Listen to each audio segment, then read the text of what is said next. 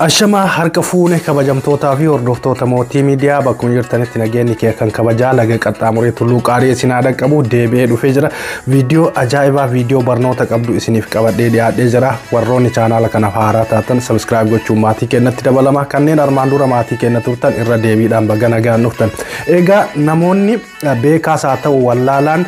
haasaa garaagaraa keessatti namni kamuu yeroo waa dubbatu dhimma kamuu dhimma baraatiin wal qabsiisa. Baratu bara akkanaatii baratu badee baratu akkas ta'e waa'ee kanarraa waan tokko wajjin laallaati wajjin daqiiqaa muraasa wajjin torra viidiyoo mimmiidhagoo viidiyoo barumsa addaa qabanis isiniif qabadhee dhiyaadhee jira. Viidiyoowwan kanneen wajjin daawwataati. Anis yaada kiyya yaada dhuunfaa kiyyaa yaada mataa kiyyaa irratti kennachaati deema. Oromoon bara durii yeroo ganama irribaa ka'u yaa waaqa nagaan na bulchite nagaan na oolchi hiree gaarii carraa gaarii natti qabi hamtuu fi badaanarraa qabi jedheeti akkasitti eebbaan eegala. Oromoon har'aa hoo wanta akkasii godha. Oromoon bara durii attan namni yoo du'e bifa eebbaatiin bifa du'aayii godhee fi geggeessutu jira. Oromoon bara durii yeroo namni tokko gaa'ela godhatu yeroo fuudhu bifa akkamiin du'aayii godhee eebbisee intala gara manaa galfatee gurbicha saniif ammoo eebba akkamii godha kan hundi waa hunda of keessaa qabatti jechaadha. Yeroo durii Oromoon nama tokko gara duulaatu yeroo ergu namni tokko yoo lola deemuuf ta'e dhiirri isaanii yookaan ilmi dhiiraa tokko ganda keessaa gara lolaa duulaaf yoo deemu eebba akkamii godheeti ofirraa geggeessa. Barumsaaf haa ta'u namni tokko barumsaaf yuunivarsiitii yookaan wanta garaagaraatiif yoo qe'ee sanirraa namni sun ka godaanu ta'e ka deemu ta'e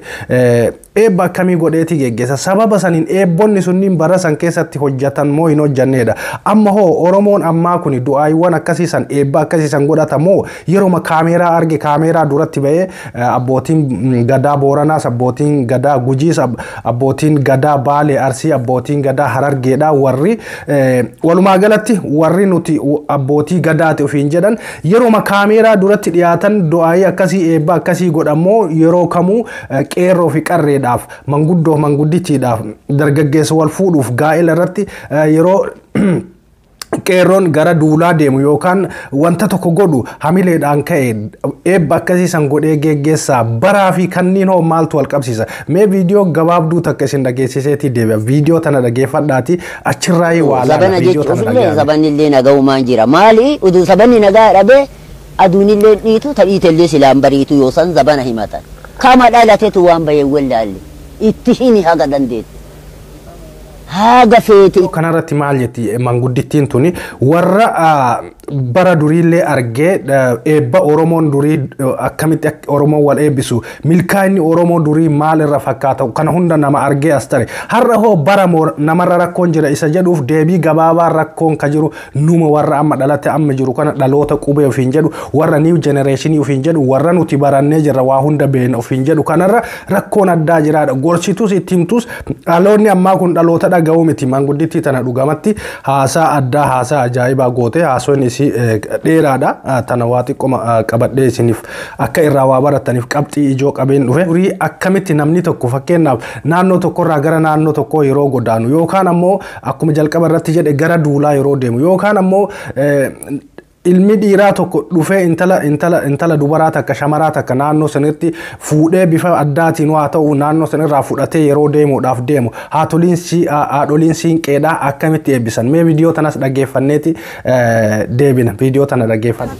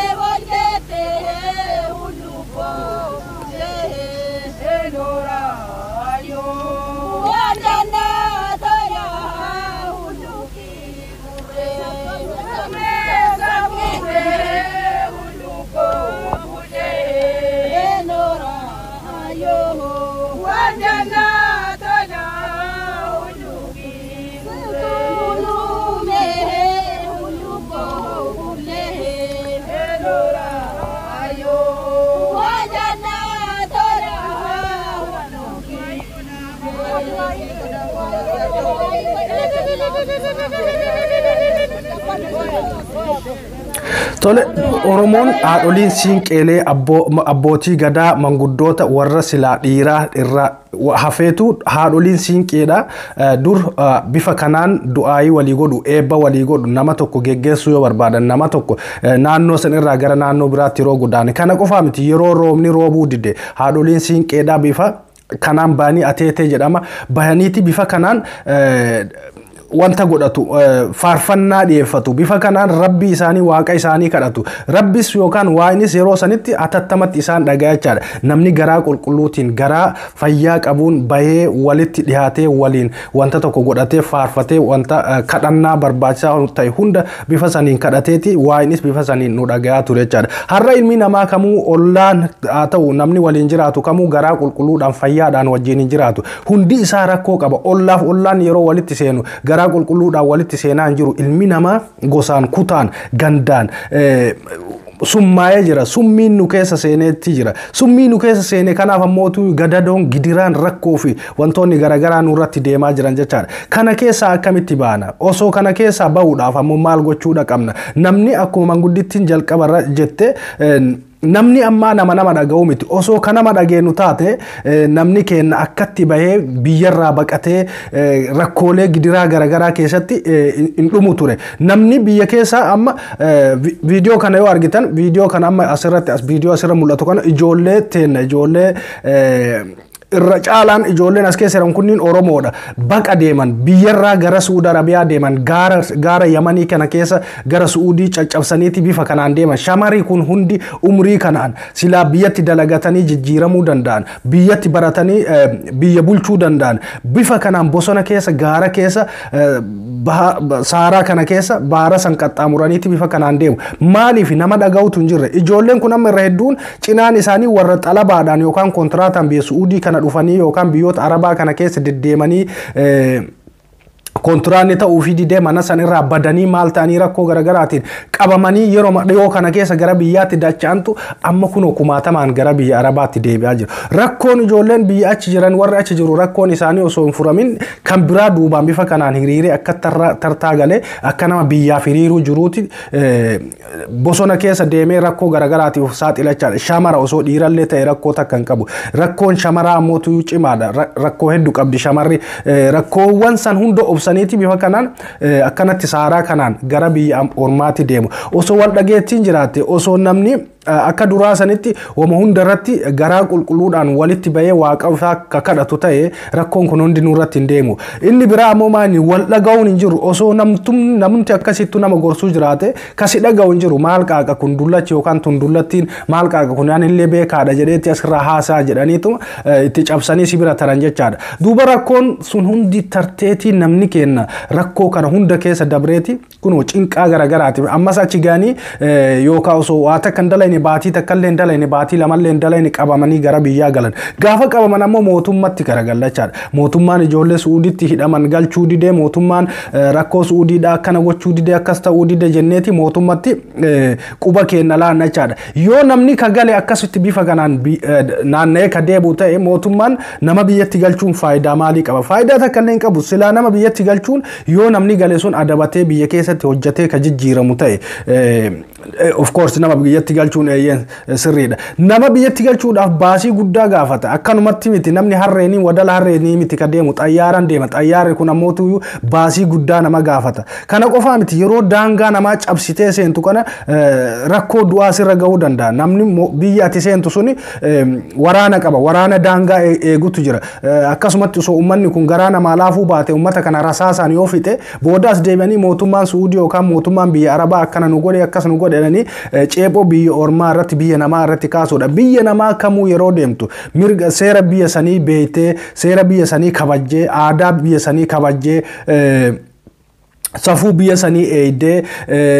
ittiin bulmaata biyya sanii beeytee yookaan afaan biyya sanii beeytee yoo deemte rakkoo hin qabu namni kenna biyya fakkeenyaaf biyyoota Arabaa kana keessa namni yeroo deemu dubartiin shari'aa godhatteetii deemti uf dhoysiteeti fuula ofii dhoysitee deemti shamarri kenna yeroo biyya ormaa seennullee uf dhoysanii hin deeman akkatti kun akka argitan kanatti huccuu qaqal'aa kana godhatanii surree godhataniiti biyya namaatitti yaa'u jechaadha kana keessa waraanni yoo arge mootummaan biyya sanii yoo arge waa hedduu balchuu tokkoffaa daangaa namaa cabsu jirra lammaffaa ammoo seera biyya saniitu kabajaa hin jiru jechaadha namni hanga tokko silaa gadi dhoyfatee maal jedheeti rakkootu biyyaa nu baase eega taate rakkoo keenya sanis gadi cabsinee galliqimsineeti akka rakkoo san bira tarru seera biyya sanis kabanyee seera biyya sanis eeyinee akkasitti deemutu silaa nurraa eegama ka barbaachisaa wanni tolaa ta'ellee silaa akkas ture garuu maali namni keenya akkuma jalqaba irratti jedhe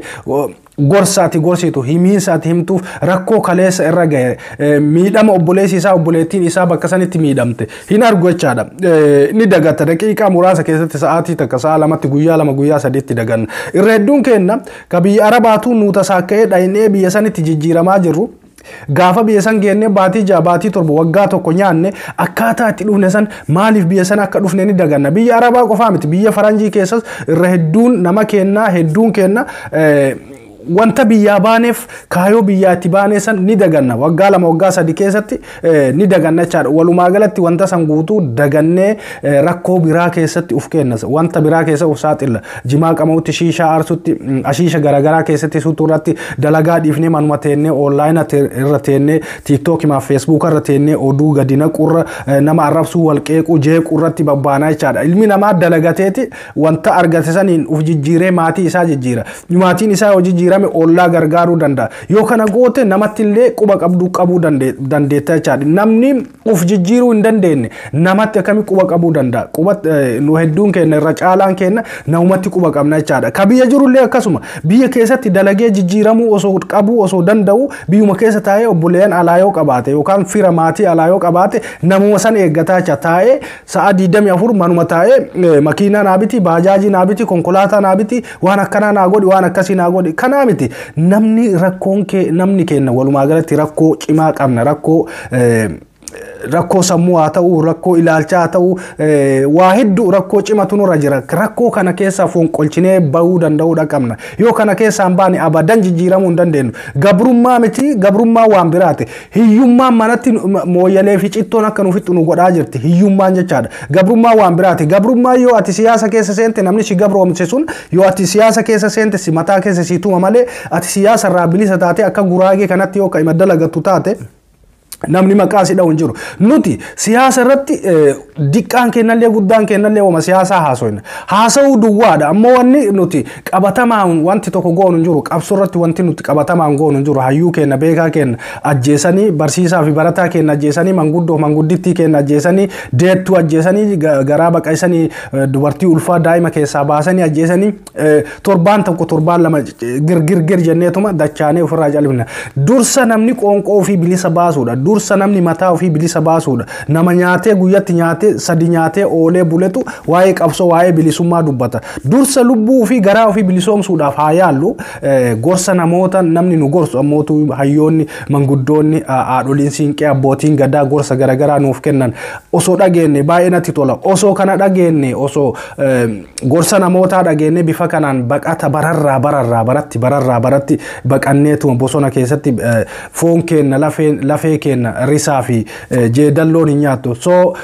anga dandeenyeen walillee haa dhageennu gorsa manguddootallee haa dhageennu nuti mataan keenya ammoo of gorsu nama gorsuun waan cimaadha jalqaba namni nama gorsu nama uf gorse ta'uu qaba akkanumatti akkuma anaa kana baanii dhufanii haasa'uu miti ofirraa namni nama gorsu tokko ufii nama uf gorse ta'uu danda'uudha qaba so hundi keenya bakka jirutti ufumaa uf gorsinu lubbuu keenya bilisoomsinu viidiyoon kiyarraa isa kana fakkaata viidiyoo kana argee hedduu gadde ijoolleen keenya shamara bifa kanaan bosona keessa akkanatti yaa'anii biyyuma Suudii kaleessa ofirraa tumanii ofirraa mana hidhaatitti waggaa tokko lama hidhanii namni beela'ee